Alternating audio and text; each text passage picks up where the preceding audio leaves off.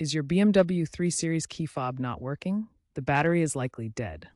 Replacing it yourself is easy and saves money compared to dealership service.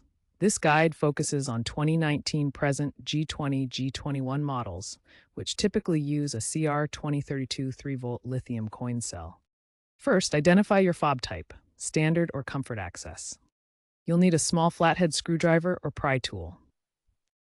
Be sure to purchase a new CR2032 battery, available online or at most stores for $2 to $5.